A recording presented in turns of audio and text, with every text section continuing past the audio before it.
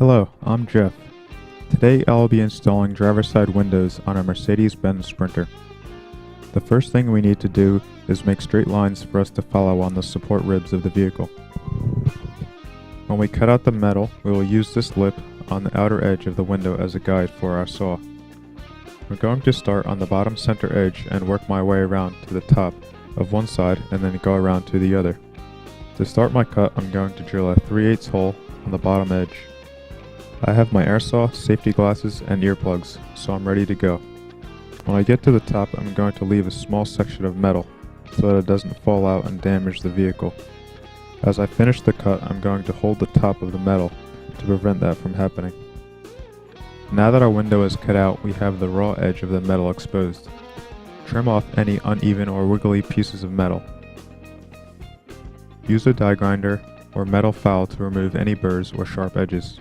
After the edge is cleaned up, blow the metal shavings off of the exterior of the vehicle to prevent rust spots. You should also clean away any shavings in the inside of the vehicle. Apply Sika primer to the raw cut edge of the metal and any spots where the bare metal is showing to prevent rust. Install rubber edge trim to the cut edge of the metal for a finished look. The next step is to prep the window and mounting surface of the vehicle.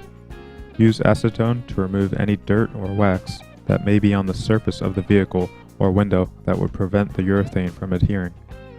Apply the Sika activator to the skrit area of the window and the vehicle surface.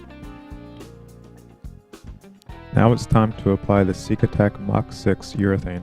When applying urethane, start at the side and work your way up and over the top so that you have a continuous solid bead on the top of the window. This will ensure that there will be no gaps or seams to allow water to leak through. Or, if you run out of urethane, it will be at the side or bottom edge of the window. To complete or restart your bead, run the urethane past and into the previous layer to make sure it will be completely sealed. When applying the urethane, make sure that the V-shaped notch in the tip is at the trailing end of the bead. This will create a perfect cone-shaped bead. If you do not have a cone-shaped cut in your tip, you can easily cut a V-shaped notch into the tip with your utility knife. During the urethane application, travel at a smooth and continuous pace.